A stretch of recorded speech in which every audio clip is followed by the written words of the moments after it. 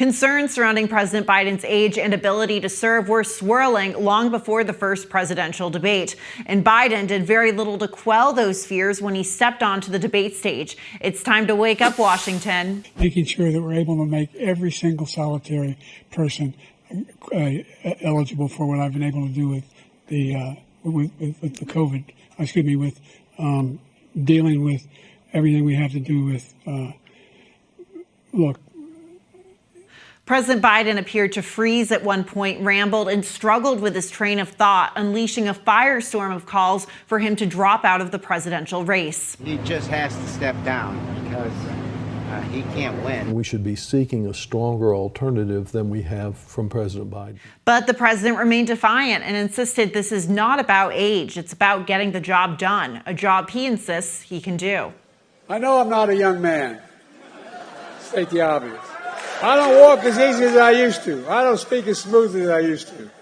I don't debate as well as I used to. But I know what I do know. I know how to tell the truth. Despite Biden's assurance he is fit to run the country, a new CBS YouGov poll following the debate shows 86% of registered voters say Biden shouldn't be running for president due to his age. Joining us now is geriatrician, professor of medicine, and one of America's leading aging experts, Dr. Louise Aronson. Louise, thank you so much for joining us. Just to jump right into it, fears over President Biden's age and mental acuity have been really running rampant in the week and a half since the debate, even within his own party. Have you seen anything in his behavior that would be of concern to you as a medical doctor? I think it's a great question, and that what's going on is probably a blend of ageism, ableism, and legitimate concerns. I can't make a diagnosis either ethically or legally of someone who I have not seen as a patient. Are there areas for concern? There are. So statistically, we know that as people enter into their 80s, the risk of illness, hospitalization, and death goes up. In particular, some of the things that increase the risk of that are gait speed, a sense of how much reserve you have physically or cognitively. There is some overlap here between ableism, can you have some challenges and still function well in the office? Yes, but we're also looking at a 4.5-year trajectory from now until the end of the next term. So I do think some of the concerns are legitimate medically. And it's worth to point out that his opponent, former President Trump, is only a few years younger than President Biden, so he would be in his 80s as well at the end of a term if he wins in November. So I want to move to one post-debate poll that showed 72% of registered voters saying Biden does not have the mental and cognitive health to serve as president. Louise, does that seem like a fair assumption given the responsibility and ability to serve as president? Or is ageism permeating these sentiments? It seems like from your, it's a bit of a blend of both. Yeah, I do think it's a bit of both. And it's also about appearance. I mean, here we have a heterosexual, white, male, Christian president, right? And people expect something. They expect a level of vigor. And you can say, well, Trump exudes that vigor, but he has other big risk factors heading into his 80s. For Biden, I can see why people's confidence is shaken. And I do think there's a bit of a blend of ageism because when we see frailty, we have a certain response, particularly in males. I think there's a little bit of sex bias there as well.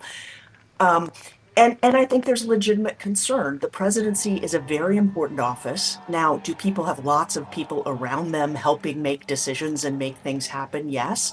But what would happen if there was a sustained crisis? Might he have the capacity? It's very hard to say without seeing him in action, but one does get concerned. Anybody who's lived over age 50 knows that your fatigue factor goes up and the speed at which you respond to things tends to go down. So are we even asking the right questions when it comes to President Biden's age and mental acuity? Do you think ultimately this is about age or ability? I know that a lot of the allies of President Biden have sort of pushed back at the news media's framing of this story. right? I think it should always be about ability for people of all ages and backgrounds. But there are ways in which we actually don't have all kinds of other, perhaps, one could argue necessary requirements for the presidency. It seems that when the founding fathers set things up, they were expecting a certain kind of person only to be applying. There is some ableism here, I think, which is, some discrimination against people with certain disabilities, which can include moving more slowly or thinking more slowly.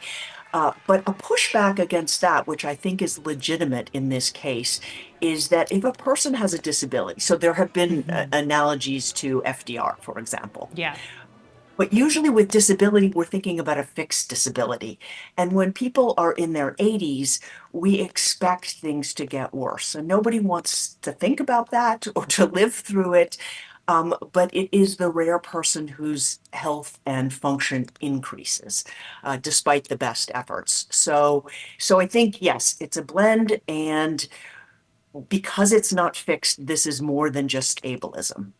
So in today's landscape, an 81-year-old CEO, particularly in a publicly traded company, would probably, I would assume, struggle to be accepted by most large companies. Why do you think presidential candidates and politicians in general, remember there's, a number of senators, for example, who have served or are serving in their 80s, why do they believe they are more capable to run a country in their 80s than most of the public does?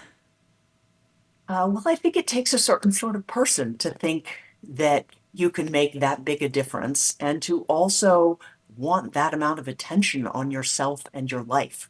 So they may be unlike many of us. I speak to all sorts of people in their 60s and 70s really looking forward to retiring. And then we have these other people who aren't. And you sort of think if your horizon is limited, again, something people don't like to think about, but a simple fact of life. When older people are dying, and over the 30 years of my career, I have been with many such people, they rarely think, oh, I wish I had worked longer or taken that promotion. It's more about why didn't I spend more time with my children or grandchildren? Why didn't I value these other things? And somehow as a society, we have not generally, and then very specifically for politicians, made that an attractive alternative for people or an attractive way of spending what is ultimately the final years or decades of life. Maybe we retire, people retire too early now, and there really are decades, and we need more people working. But there is also a phase in very late life where living in a different sort of way, and maybe without a full-time career, makes sense for both the person and society.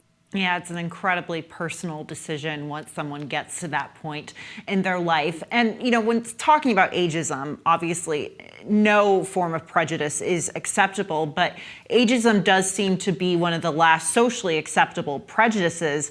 Why do we see that still? Well, my thought is it's because we imprint on ourselves as young. And rarely do I meet a person, myself included, who ages and isn't surprised to find themselves growing older.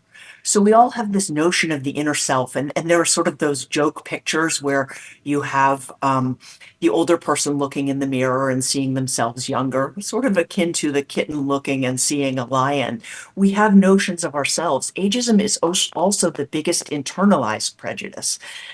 So people do it to themselves in ways other prejudices are just not seen.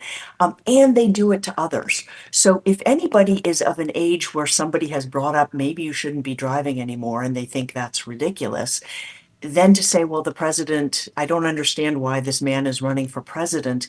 We all do it to ourselves and each other. And it's something we should all work on, because this is the one category the vast majority of us will eventually enter, regardless of our other background characteristics. Yeah, and I think that's what makes the situation the president is going through, or how people are seeing the president, seem so personal to so many people, because they've dealt with a family member, a parent, or themselves who is going through a somewhat similar situation, though being president is a bit more of a rarity in that case.